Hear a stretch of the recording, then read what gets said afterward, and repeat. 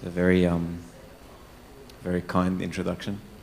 In the name of the Father, Son, and Holy Spirit, one God. I mean, we'll probably just get straight into it because I tend to ramble sometimes, and I can get very caught up in, telling stories and, telling a bunch of nonsense. So we'll try finish this quite quickly. And if you want to cut in, ask any questions, make a comment, please feel free to do so. I never get offended. So we'll start in the name of the Father, Son, and Holy Spirit, one God. Amen. So the topic that I was given was desiring God, and with the subtitle, giving God the glory, which was a bit of a strange correlation for me. How are desiring God, or how is desiring God and giving Him the glory, how are they related? How can we link the two? That was what, I guess, stumped me for, as I came to prepare this talk. And while I was preparing this talk, I thought back to a couple of weeks ago, or a few weeks ago. I was traveling to South Australia for some work, and I was texting a friend while I'm sitting in the airport, and I said to him, I think I found my happy place. So he replies to me, is it the church? I was like, that would have been a good one, but no, it's not the church. He's like, is it the monastery? I was like, yeah, definitely not the monastery. I'm like, just to avoid any further embarrassment, I'm just going to tell you where it is, so that I don't look less holy than, I'm trying to make myself out to be. It's the airport. My happy place is the airport. I'm sitting in the airport, it's 6 a.m. in the morning. I've woken up really early to get there. It's bucketing rain because the weather was trash at the time. And I'm sitting there so happy. And I can actually say it was probably the happiest I've been in a very long time. So I texted him, I said, this is my happy place. And I was sitting there thinking, like, why am I happy? It's not because of, Sydney Airport. There's not much, it doesn't offer much. It's not because I'm about to get on a plane. It's not because of the place I was going to. I was going to somewhere very, remote in South Australia. It was the excitement about sitting at the window seat. Sitting at the window seat and seeing the world get smaller. I was excited for that. Hadn't been in a plane in a long time, obviously COVID and everything. So I was really excited to get into a plane and start seeing the world around me get smaller. And so it was something that came to my mind as I sit to write this talk, because as humans, it feels like it's something that we are innately created to enjoy. We are innately created to enjoy the feeling of being elevated, of feeling that I am larger than the world around me, that I am larger than the people around me even. I think it's something that was inbuilt in us. Maybe it's not inbuilt within us, but it's something that I guess we've developed over time from very, very early on. In psychology, this is known as something called the illusory superiority. I don't know if there's psychologists in the room, correct me if I'm wrong, it's known as illusory superiority. And essentially it says this: according to egocentrism, individuals will overestimate themselves in relation to others because they believe that they have an advantage that others do not have. The feeling of, I'm looking for something within me that makes me have an advantage over people around me. Some sort of, any advantage, anything that I can think of within myself that makes me better than the person around me, just to elevate myself a little bit more. From very early on, we've always sought to elevate ourselves a little bit more. We crave glory in some way. I don't know if anyone can relate, but, as kids, I know my friends around me, everyone envisioned, accomplishing some kind of fame when they got older. I'm going to be a soccer player, I'm going to be an actor, I'm going to be a singer. Everyone thinks they're better than they are until they actually start singing and people tell them, please, enough's enough. Guys, I don't know if the guys can relate to this one, but a lot of guys, myself included, when you're sitting alone, sometimes you imagine scenarios where you're the hero. There's an old lady crossing the street, and it's a crowded, there's crowds around, and there's a car or a bus coming full speed, and you run, and you grab the old lady, and you save her life. Makes the news, you're a big hero. A lot of guys, I don't know, maybe it's just me, but when you're sitting alone, you think of something like that. Or, you know, there's an airplane that's been hijacked, and you think of ways to, like, sort of save the day. Again, ending up on the news, you know, leaving a legacy behind of some sorts. We crave glory, we crave fame, and we imagine these things often. The problem is not when we elevate ourselves above those around us. That's not what we're talking about here. The problem is when we elevate ourselves above God, when we take the credit that belongs to Him, the glory that belongs to Him. And believe it or not, it's something that we've been trying to do, like I said, ever since the beginning of time. Okay? In Genesis, when the serpent came to tempt Eve, what was it that he promised her that led to her disobedience? Yeah, so you shall be like God. You shall be like God. The promise of being elevated to the level of God is what persuaded her to disobey Him. You know, the promise of being on God's level, of having the same glory that belonged only to God, she couldn't resist. She couldn't resist that. Even from before that. What was Satan's mistake? That he wanted to be like God. And so Michael came, who's like God? And kicked him out of heaven. It's something that, you know, from the very beginning of time, Eve imagined it and she couldn't resist it. The same glory. In Genesis 11, after the flood, we read the following. I'm going to read quite a bit today from the Bible, and for some reason I've noticed that, in myself included, when talks, you know, when people are giving talks, people tend to sort of zone out when you read from the Bible. But I promise you we'll learn more from the Bible's words, like the Word of God today, than we will from anything that I say. So please try your best to concentrate whenever we read something from the Bible. In Genesis 11, after the flood, we read the following. Now the whole earth had one language and one speech, and it came to pass, as they journeyed from the east, that they found a plain in the land of Shinar, and they dwelt there. Then they said to one another, come, let us make bricks and bake them thoroughly. They had brick for stone, and they had asphalt for mortar. And they said, come, let us build ourselves a city and a tower whose top is in the heavens. Let us make a name for ourselves, lest we be scattered abroad over the face of the whole earth. This is immediately after the flood. Immediately after the flood, immediately after God, you know, destroyed all of humanity, and yet they still didn't learn their lesson. What did they want? The thought of fame, the thought of glory was what led them to act in a way where they tried to elevate themselves, again, to the level of God. And this is the scariest one. In Acts 12, towards the end, from verse 21, so on a set day, Herod, arrayed in royal apparel, sat on his throne and gave an oration to them. So King Herod, this is not the same King Herod as in the time of Christ in the Gospels. This is his grandson now. And he essentially is again persecuting the church.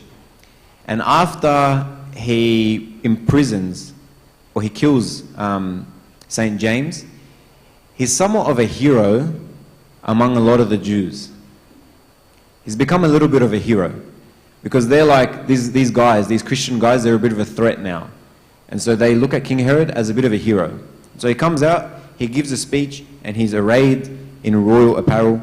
And the people start saying, the voice of a God and not of a man. Then immediately an angel of the Lord struck him, because he did not give glory to God, and he was eaten by worms and died.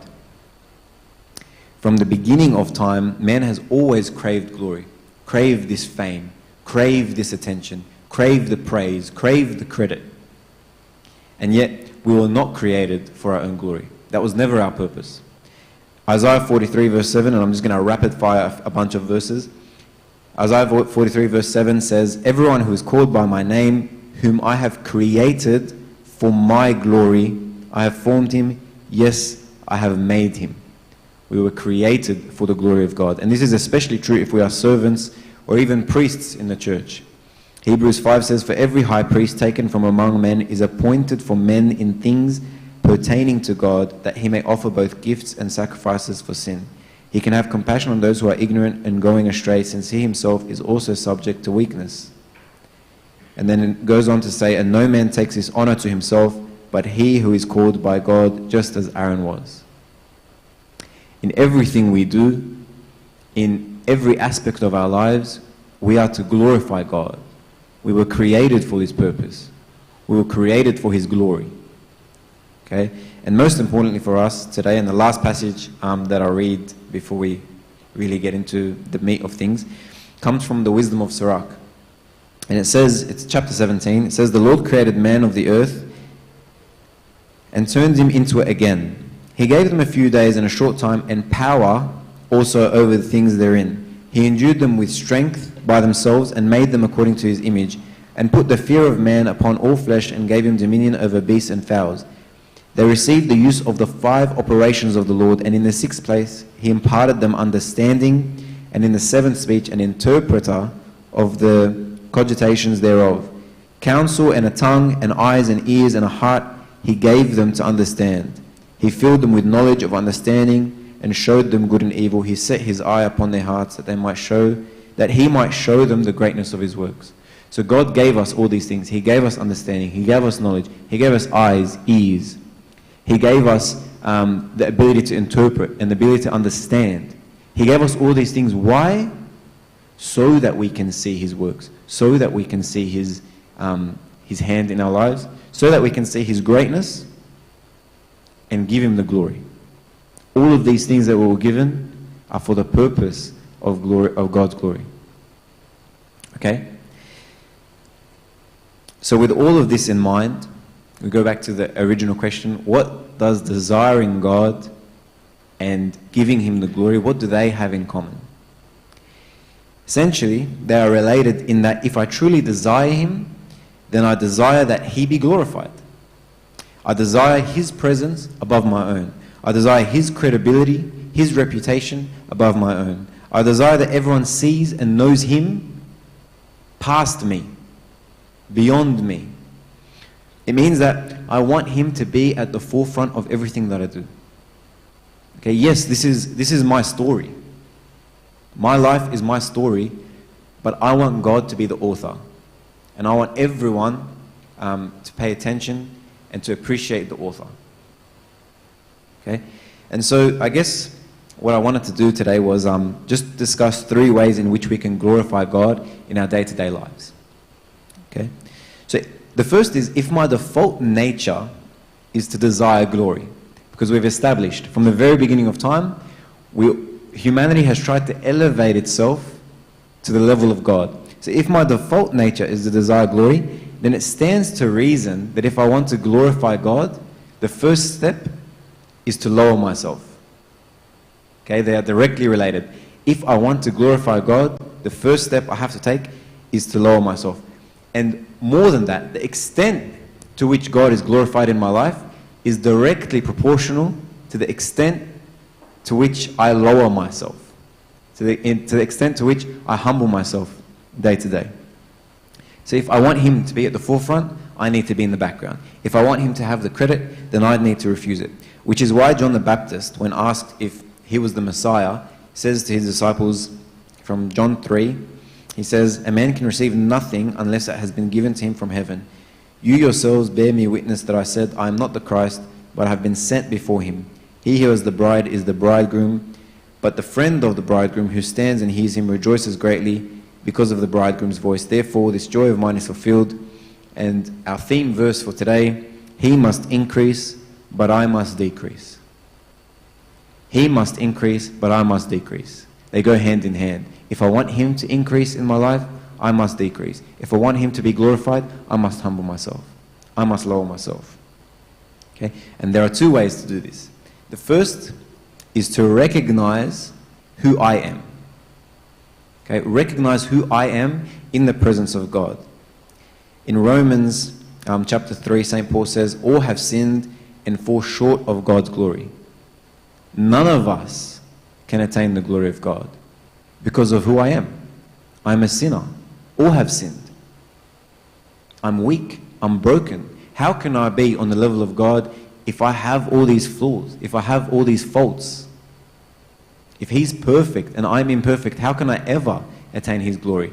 All have sinned and fall short of God's glory. I don't deserve any praise. I don't deserve His grace. And yet, He freely gives it to me. That's the first thing, recognizing who I am in His presence. Christ is the greatest mirror in our lives. Okay? And the second thing, I guess more practically, is to lower myself in His presence whenever I am elevated in the presence of others. Okay? It's a reminder for me, you know, whenever I'm elevated in the presence of others and I go and I prostrate myself before God, it's a reminder for me, you know, that essentially I'm saying, God, I don't deserve any of the praise. All the glory belongs to You. All the gratitude belongs to You. Anything good that comes from me is, you know, is nothing apart from You, like King David says. I actually don't want to say how many years ago because it will show my age, and I still feel like I'm part of the youth. But when I first entered the youth meeting, or like a couple of years into my you know, youth meeting, you know, my time in the youth, Father Elijah, who was still a layman at the time, asked me to organize a welcome dinner for our new HSC graduates, the ones that were entering the youth meeting. He wanted me to organize a welcome dinner. And I hadn't really had any experience serving before, so I wanted to put in a lot of effort. And I organized, by my own standards, an amazing dinner. You know, there were nice songs playing in the background. We had a stand-up comedian show up. We had a really nice video. It was funny, it was spiritual. We had amazing food. It was catered. You know, we had, you know, a bunch of people show up. And throughout the night, everyone kept coming to me and saying, thank you, you did such a good job, well done, amazing work, this is the best night ever, I've never attended a better dinner than this. And I'm like, you know, you're welcome, no worries, I'm taking it all on. Until Abuna Elijah came to me and he said to me, Mark, I want you to remember everyone that said thank you and well done and gave you praise for what you did tonight. And for every person that came up to you and said something good, I want you to add 3 matanyas to your prayer tonight. I looked at him and I said, Abuna, I'm going to be doing matanyas all night. Like, I did such a good job. But I remember that. I remember that lesson. I remember that lesson that, you know, he's reminding me, he's emphasizing, you know, all of this doesn't belong to you. All the ability that you had to put together this amazing dinner, because it was amazing. All of this ability was given to you by God. So all the thanks belongs to Him. There's a really nice quote I read. I'm going to butcher it right now for you guys. But essentially it's saying, whenever someone says thank you, accept the thank you. Don't say, no, don't thank me, thank God. Like, yeah, you can say like it's nice, but just accept the thank you.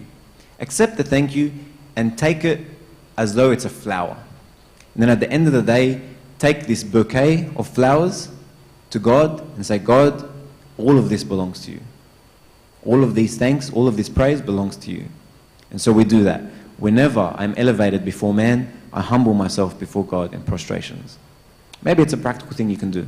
Someone says thank you for a service you do in the church, or something that you do for the family, or something that you do for your friends. You remind yourself, tonight, Lord, I'm going to lower myself before You. 3 matanyas. Okay? That's the first thing. The second thing is I need to be concerned with His message and not my own. Sometimes I can be so concerned with how I'm perceived around people that I even change my speech, the way I speak. And this can manifest itself in different ways. I know for me, for example, like at work, you know, I won't typically say that I'm fasting. You know, if they're getting like, you know, like chicken or something, you know, not fasting. Instead of saying like I'm fasting, I'll say I'm not hungry. I already ate. Then I'll go eat my little biscuit in the toilet or whatever. Like I just don't say I'm fasting. I'm embarrassed. Or I don't tell them why I'm not going out with them on a Friday night. I'm busy, I'm tired, I can't be stuffed. Don't say that, you know, I'm going to youth meeting. In general, I just won't say that, you know, I'm a Christian. It won't be something that I'm openly talking about. or I don't speak a single word of Christ in the workplace or at uni or wherever. Okay, that's one way that my speech can change. That's one way that my speech is not glorifying God. Instead, it's rejecting Him. It's lowering Him in my life. It's lessening His impact on my life. That I'm so concerned with my own reputation, I forget to preach His name, His message to all people. To be a reflection of Him before all people. And in the church, the opposite is true. Okay, in the church, I speak a nice word, I say a nice sermon, I give a nice message of comfort, and instead of, giving God the glory, some people say thanks, well done, really like it, and I take it as though it belongs to me. Again, forgetting that all understanding, all speech that I have, all knowledge that I have comes from God. I like the praise. I wrote this, talk all by myself. I'm quite proud of it. Why shouldn't I take the credit? Why shouldn't I, let people appreciate my efforts, my words? Why shouldn't I? There's a story in Numbers 22.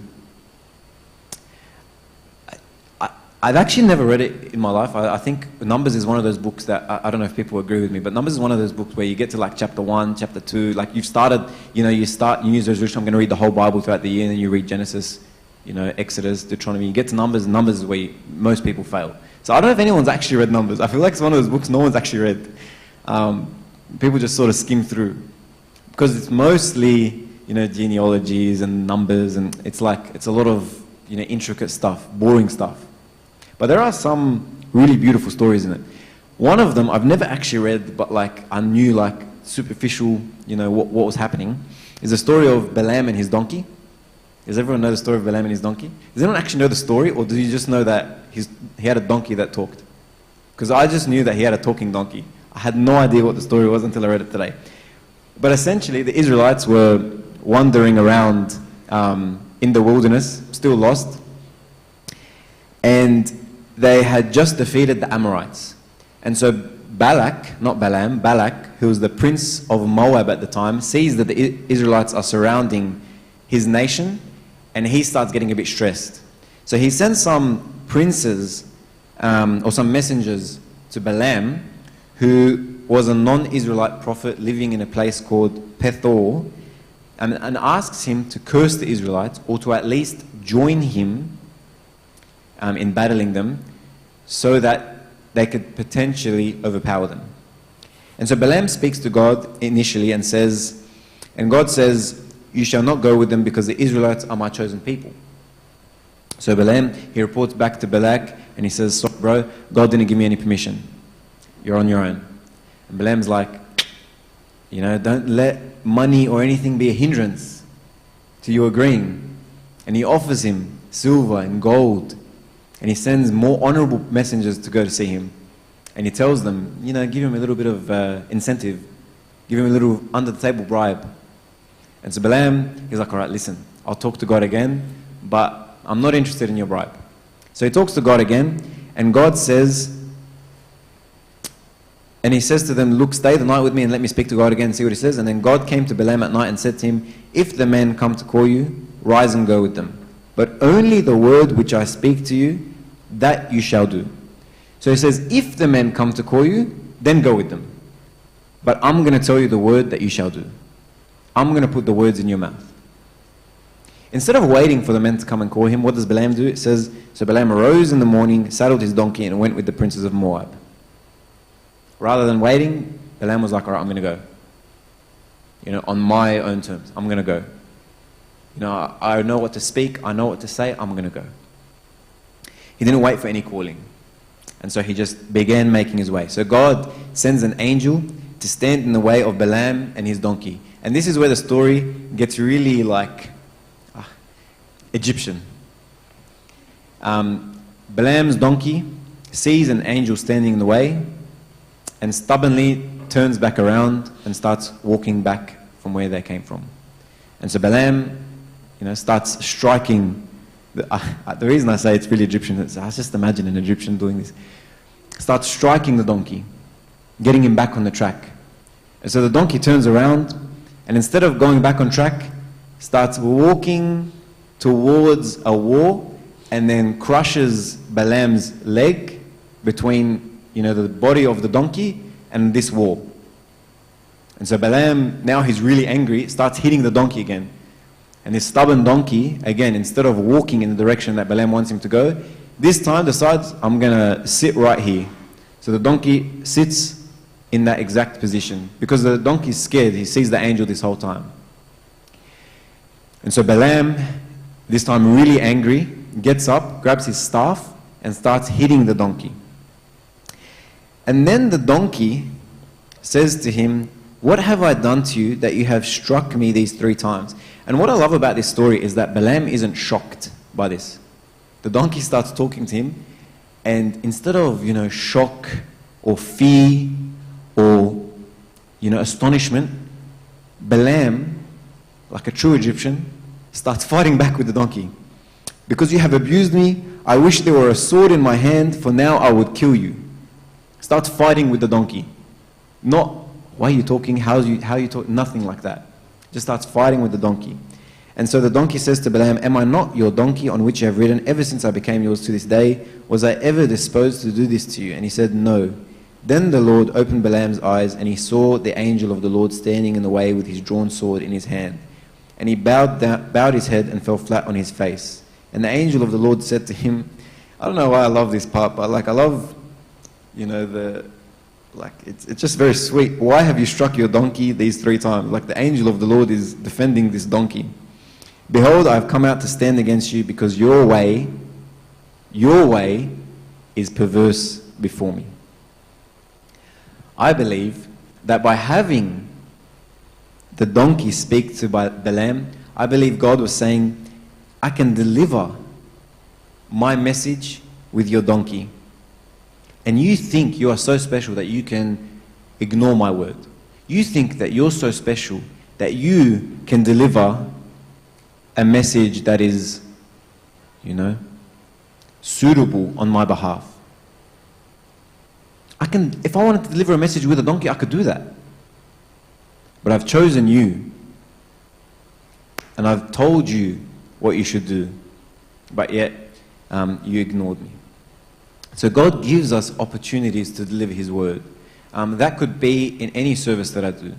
It could be giving a talk at youth meeting. It could be in Sunday school. It could just be with a friend who's going through something, who's suffering in some way. God gives us these opportunities to speak His word. But I need to recognize that it's His word. I need to recognize that it's His message and not my own. Not to worry about my reputation. Not to worry about, getting praised and thanked. But it's for the glory of God.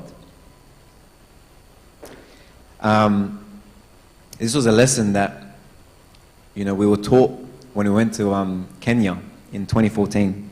That we were taught whenever someone got up to speak, to whoever it was, whether we were in the prisons or whether we were in the orphanages or in the villages or in someone's home, whenever anyone was speaking, everyone else in the room, everyone else in the area was praying that God would deliver a message through the speaker. Okay, so that it may touch the hearts of the listeners, whoever it was, whoever the audience was. And each morning we would get up, we would do our quiet time, and typically our quiet time for the day would prepare us if we were asked to speak anywhere we went. So if we went to a village, I would think back to my quiet time from the morning and I would share my contemplations on the quiet time. And everyone around me would be praying that that message would touch the hearts of those that are around. And so most mornings, I'm not going to lie, most mornings I actually slept through the quiet time. But I tried my best to do my quiet time on days that I knew we were going out on visits. But one day we made a spontaneous trip to the prison, and I was told before we went in that I would be asked to speak. And so I panicked a little bit. I thought I actually haven't prepared anything. I haven't done my quiet time for this morning. And so I asked one of the servants for his hotspot. We had 2 servants that had Wi-Fi, so I asked him, can I borrow your hotspot? And I messaged Abuna Aoub, one of the priests at St. Mark's. And I asked him, Abuna, we're about to enter the prison, and I don't have a message to deliver to them. What should I say? And so he replies, and I still have this message saved to this day, he replies, speak to them about Matthew 25, when Christ refers to the prisoners as his brethren. You know, when he says, what you do to the least of these, you do also to me. In that passage, in that discourse, he says, these are my brethren. You know, the prisoners, the naked, the hungry, the sick. And so I said, okay, Abuna, that's the message I'm going to deliver if I'm asked to speak. And it was me and a mate, and I told him about it, and it was just us two on the bus that were, you know, discussing this. No one else knew. And then we go into the prison, and the leader of our group comes to me and says, can you talk about the right-hand thief? I was like, man, what a drainer. Like, I psyched myself up to talk about Matthew 25, spent the last 10 minutes reading the passage, you know, becoming familiar with it, and then he takes one of the plans. I was like, all right, no worries. You know, in obedience, I'll do what you say. So I agreed. I'm gonna talk about the right-hand thief. And then the pastor from the prison was just talking to them and introducing us, and he was essentially saying, you know, your own families have rejected you, and you know, they haven't come to visit you and whatnot, but these, your brethren, have come to visit you today and share a nice message with you. And so the first of our speakers was asked to get up, one of the youth, and he gets up and he said, to be honest, I had nothing prepared to tell you guys. I hadn't prepared anything specific, but your pastor mentioned that we are your brethren. And I remember that someone else called you his brethren, Christ, in Matthew 25. And then he starts sharing the message of Matthew 25. And I was like a little kid. I was smiling like an idiot. I turned around to my friend. I'm like, you tell him? He's like, no, I had no idea. And we're both really happy and whatever. And we asked him after, like, you know, did anyone tell you to speak about Matthew 25? He's like, no, honestly, it just came back to me when he mentioned the word brethren. And this was not like an uncommon occurrence while we were there. This was something that happened often. That someone would prepare something and then be asked to say something completely different. But when you pray for God's message to be delivered, you hear God's message delivered in remarkable ways. I'm pretty sure afterwards I couldn't even speak. So whatever I said was a bunch of rubbish. But like in full confidence, when you pray for God's message to be delivered, you can be completely confident that message will be delivered in His way, not your own. It's not your message to deliver, it's God's. And so He will deliver it. Sometimes through you, sometimes through others. But the important thing is that my heart is inclined to hearing the message of God and delivering it to those around me. So don't worry about my own reputation. Don't be concerned about your own message, your own credibility. Be a witness to God's glory by being concerned about His message. And the last thing, really quickly, is that I allow His works to take center stage. I allow His works to take center stage. In Matthew 5:16 we read, "Let your light so shine before men that they may see your good works and glorify your Father in heaven." So let your works not be an indication of your goodness and your greatness and who you are and your reputation, but let it be a reflection of God being in your life. If God is the center of your life, then people will see Him in all of your works. Let your works so shine before men that they may see your works, or let your light so shine before men that they may see your works and glorify God. Not you, but glorify God. St. Francis of Assisi used to tell his disciples, go into the towns and preach the word of God, but only use words when necessary. Let your works be an example of God. Let people come to know God by your works. Let them know that He is the one working in you and not you yourself. How? How can I do that? The answer is simple, and it comes again from the mouth of Christ in John 13 when He says to His disciples, "By this all will know that you are my disciples if you have love for one another." This is how we can glorify God with our works. When I show an overwhelming amount of love. When I show love that's irrational. Forgiving those who don't deserve my forgiveness. You know, showing compassion when like it's irrational. It doesn't make sense to show compassion. Going out of my way and sacrificing for those around me. When I show that kind of love, that Christ-like love, then my works, or then my light will shine before men, and in that way I will be glorifying God. There's a really beautiful story, and I'll finish with this story, about an African missionary. So there was a missionary church in a part of America that used to send out a servant to a remote part of Africa that didn't know a word of English. And they would go and serve there for a time. Essentially, they would go and serve there pretty much until they died, and then they would send out another missionary. And so this missionary was sent out, didn't know the language, and he knew that they couldn't understand him. And so the servants from his church asked him, how are you going to serve them? How are you going to preach to them? And he said, look, I can't preach to them. I'm limited. I don't know the language. But what I'll do, or what I can do, I'll do. I'll go, I'll heal their wounds, if they're sick. I'll, cook for them. I'll wash their feet. I'll do what I can to show them that I love them. That's the best I can do, so that's what I'll do. And so that's what he did. He did that for about 3 years. Okay? Until he died. And so the church was like, all right, look, he's probably set a really nice foundation there, but let's send someone this time that knows the language so they can preach to them the gospel. Okay, I think it's important. So they send another missionary that knows the language, and his first day there, he starts preaching to them the gospel. There was this man, he was born, and he loved, the sinners. And he healed the wounds of others.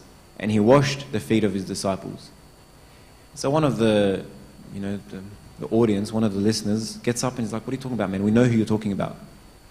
And so the missionary is like, how can you know? No one's ever told you. He said, man, we just buried that guy 3 weeks ago. We know who you're talking about. And I find that story really beautiful because this guy, he didn't do anything remarkable. Like, by man's definition of glory and praise and leaving a legacy, he didn't do anything remarkable. He did the very simple things, but with love, with overwhelming love. And in that way, he glorified God. In that way, people saw beyond him, beyond who he was, and they saw Christ. And essentially, that's all it is. To desire God is to want him to be glorified. Is to want that I'm invisible, that I'm hidden, and that he is seen before all men. Is to desire that he's at the forefront, I'm in the background. He's getting the credit, he's getting the glory, and I'm lowering myself in his presence because I know who I am. And so just in a quick summary of how I can glorify God in my life. One, when I'm elevated before men, I lower myself in his presence. The second is, if I want God to be glorified, I have to be concerned with his message and not my own. That I never let my speech be anything apart from, giving glory to him and praise to him. Okay, it's nothing apart from, preaching his goodness. And the last is, my works need to be a reflection of the glory of God, and people will know this through the love that I have for those around me, and glory be to God forevermore. Amen.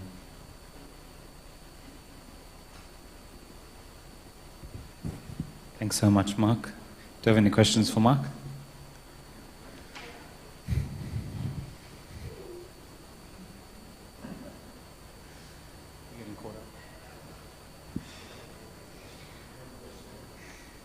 When you said to trust like in God and that the message he wants will come to you, how do you not perceive everything as a sign? Do you know what I mean? Like, how do we know that it's from God, or is it from just our head, or is it from the devil? How do we know that it's from God, and how do we not read too much into every sign that we see or whatever? I'll just share something that someone shared with me once. It was specifically about a decision, because you asked about signs. So I needed to make a decision in my life, and I was waiting for this sign. Okay, like we all do. God, I want this job. Can I just open up the Bible and I want it to say, take this job, Mark. You know, like that's what we seek. We seek some sort of sign, some sort of open door from God to know that He's the one in control of it. And my friend essentially said to me, you know, the person who has a relationship with God can make any decision in his life with full confidence that God will support him. I think essentially, I know the answer is cliche and it's annoying, but the answer is to have a deep relationship with Him. We don't, you know, like Christ Himself says, this generation seeks a sign like in the time of Jonah. But all He wanted in that time, the context of what He was talking about was, you know, people don't want relationship with God anymore. People don't want to, you know, come for Him. Because why did He say that? He said that because He had just fed them with the 5 loaves and the 2 fish, and they came back for more food. Like they came back to see another miracle. And so He's saying, like, these people, they seek a sign like in the time of Jonah. But what I really want for them, and then He goes into this entire dialogue about, you know, the body and blood of Christ, you know, being the bread and the wine. And he who eats my body and drinks my blood. He wants us to have a relationship with Him. If we have a relationship with Him, we don't need signs. Because I can make any decision in my life with the full knowledge and the full confidence that He's going to support me. And I think, in terms of delivering His message, because I don't know, it sounded like there was maybe 2 questions in there. The first is the sign and the other is the message. Like, does this message, you know, how can I know if the message is from God? Again, it's having this relationship with Him. If I have a relationship with God, then, you know, I know what He likes. You know, like when He says, ask in my name and you shall receive. And He says, until now you have asked nothing in my name. Okay? That doesn't mean that I can ask anything in His name. God, please give me a Ferrari in the name of Jesus Christ. And I expect that to happen. Because it's a promise from God. So like, if God is saying, ask in my name and you shall receive, then God, I'm holding you to that promise. That's not what it means at all. What it means is, I'm asking in the name of someone that I have a relationship with. Right? Say, for example, me and Andrew, really close friends. Okay? I know Andrew, he doesn't like fasikh. Okay, he likes fasikh, but for this example, he doesn't like fasikh. And I go to the church canteen on a Sunday and I say to the tant, tant, I would like a box of fasikh in the name of Andrew. Tant's going to be like, I can't give it to you. I'll be like, why not? She's like, because I know Andrew, and I know he doesn't like fasikh. Okay? If I have a relationship with God, it's the same thing. I'm not asking for things, you know, that I know He doesn't like. Because I have a relationship with Him. I know Him. He's my friend. And so it's the same thing. I don't speak something that, you know, I know doesn't come from Him. It's just, I feel it's a conviction. I don't know if that makes sense.